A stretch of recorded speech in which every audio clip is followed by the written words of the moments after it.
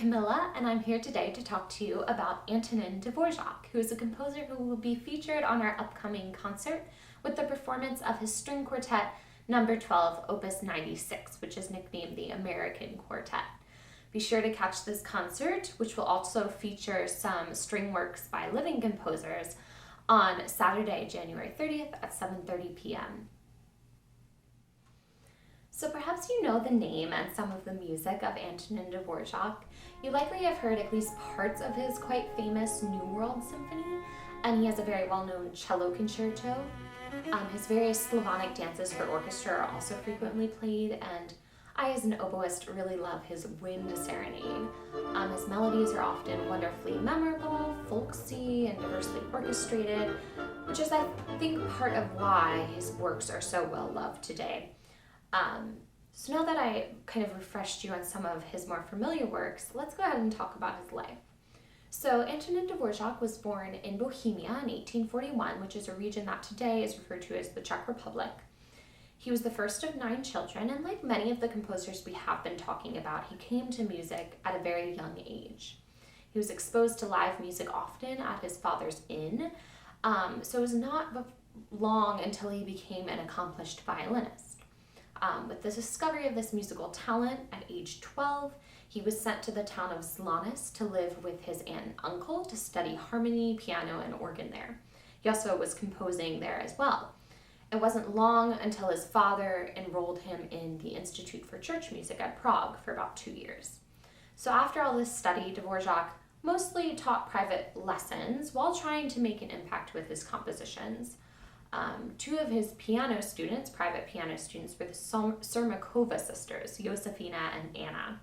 And if you like a little, overly simplified relationship drama, Dvorak can kind of supply this at this point in his life, because he initially fell in love with Josefina, and when he realized this love was unrequited, he decided he would go to Anna. So he eventually married Anna Surmakova in 1873 and raised 6 children with her while remaining in contact with Josefina, her sister. This plotline kind of reminds me of Alexander Hamilton and the Schuyler sisters situation, if you know what I'm talking about there. But let's go back to composing now. It wasn't until he earned an Austrian state grant for his composing that he met the person that would be partly responsible for his eventual international acclaim, Johannes Brahms. Brahms reviewed his application for the state grant and was greatly impressed by his work.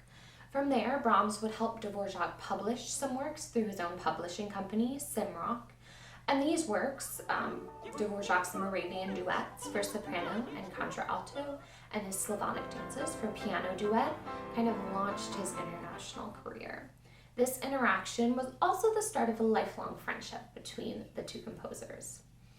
With this newfound acclaim, he began touring around, going to England 10 times, where he was renowned for his choral music, and having feature concerts in Russia organized by none other than Peter Ilyich Tchaikovsky. And eventually in 1892, he was offered the position of music director at the National Conservatory of Music in New York City. So he went to America. He would only remain there for 3 short years, but those years were extremely impactful on his music and on the cultural music of America. Dvorak was profoundly inspired by the music created and performed by Black Americans, including spirituals, blues, ragtime, jazz, etc., as well as the folk music of Native Americans. He went so far as to say that these genres, Black American music and Indigenous American music, were the future music of this country. Of course, this was controversial for some people, but nevertheless, it strongly encouraged other composers like Copland, Gershwin, Ellington, William Grant Still, Florence Price to incorporate these genres into their music. So Dvorak was one of the only European composers to directly impact how American cultural music was used in American classical music.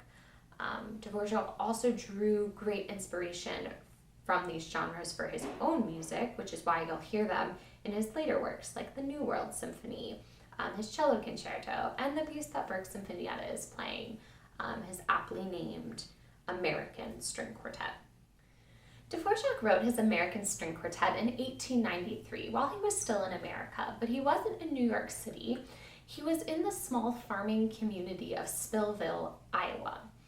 Dvorak missed his small cultural town in Bohemia. He was actually quite homesick a lot of the time, and he had heard that this town in Spillville was inhabited by a lot of Bohemian European immigrants. So his family retreated there for the summer.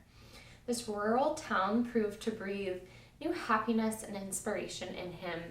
There he would listen to Native American songs and dance, Iowa bird songs, the sounds of locomotives, the calming sounds of just quiet, which you don't always hear in New York City. His string quartet was born from this environment of simple rural life. One will hear moments of joyous pastoral jauntiness and others of more somber reflection. The melodies are simple, beautiful, often pentatonic as inspired by folk songs from around the world. There's also lots of rhythmic excitement, typically in syncopation, perhaps inspired by ragtime or Czech folk music. I think you'll be really captivated by each of the 4 movements. They have really simple, heartfelt melodies that exist within these engaging rhythmic settings. Thanks so much for listening. I hope this taught you a little bit more about Dvorak beyond what you may have already known about him and some of his works. Be sure to tune in on Saturday, January 30th at 7:30 p.m. Take care.